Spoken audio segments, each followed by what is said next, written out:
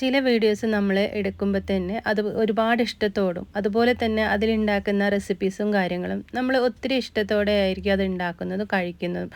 എല്ലാ റെസിപ്പീസിനേക്കാളും വ്യത്യസ്തമായിട്ട് ചിലപ്പോൾ ആ ഒരു റെസിപ്പി നമുക്ക് ഒരുപാട് ഇഷ്ടമായിട്ടുണ്ടാവും.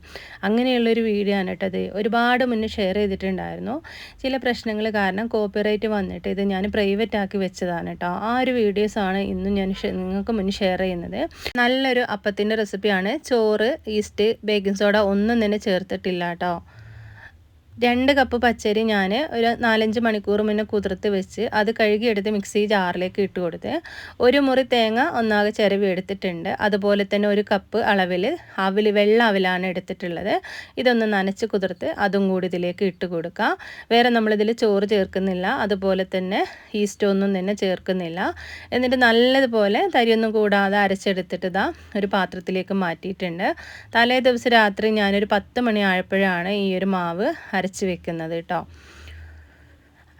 മാവ് ഒന്ന് നല്ലതുപോലെ മിക്സ് ചെയ്തതിന് ശേഷം ഞാൻ എന്നും ചെയ്യുന്ന പോലെ തന്നെ റൈസ് കുക്കറിലാണ് മാവ് ഫെർമെൻറ്റേഷൻ ആവാനായിട്ട് വെക്കുന്നത്. ഇനി നമുക്കിത് രാവിലെ അപ്പം ചുട്ടെടുക്കാവുന്നതാണ്. ചോറിന് പകരമായിട്ടാണ് ഞാൻ അവൽ ചേർത്ത് കൊടുത്തിട്ടുള്ളത്. വെള്ള അവൽ തന്നെ ചേർത്ത് കൊടുക്കുകയാണെങ്കിൽ നല്ലൊരു വൈറ്റ് കളർ തന്നെ നമ്മുടെ അപ്പത്തിന് ഉണ്ടാവും. പിറ്റേ ദിവസം രാവിലെ ഇതാ മാവ് എടുത്ത് നോക്കിയിട്ടുണ്ട്. നമ്മൾ ഈസ്റ്റൊക്കെ ഇട്ടിട്ട് പതഞ്ഞ് പൊങ്ങുന്ന അത്രയും മാവ് പൊങ്ങിയിട്ടില്ല എങ്കിലും നല്ലൊരു തിക്നെസ്സിൽ മാവ് ഇവിടെ അടിപൊളിയായിട്ട് കിട്ടിയിട്ടുണ്ട്.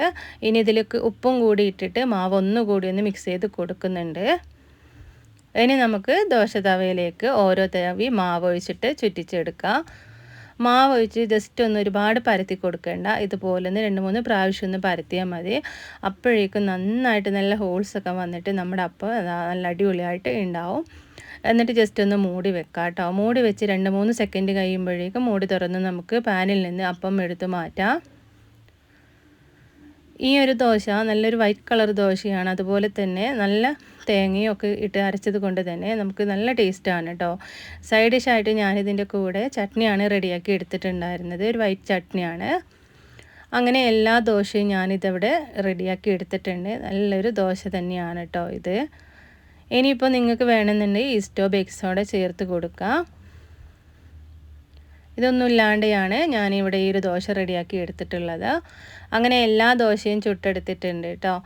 തേങ്ങയും പച്ചമുളകും ഒക്കെ കൂടി അരച്ചെടുത്തിട്ട് വാളംപുളിയും കൂടി ചേർത്ത് പിഴിഞ്ഞ് ഉണ്ടാക്കി എടുത്തിട്ടുള്ളൊരു ചട്നിയാണ്.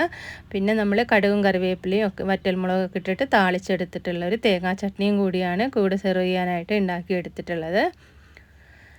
അപ്പോൾ ഈ ഒരു അപ്പത്തിൻ്റെ റെസിപ്പി നിങ്ങൾക്ക് ഇഷ്ടമായിട്ടെങ്കിൽ ഒന്ന് ട്രൈ ചെയ്ത് നോക്കണേ. അറിയാത്തവരൊക്കെ ഉണ്ടാവും, അവർക്ക് വേണ്ടിയിട്ടാണ് കേട്ടോ. അപ്പം നമുക്ക് മറ്റൊരു വീഡിയോയുമായിട്ട് വീണ്ടും കാണാം. താങ്ക്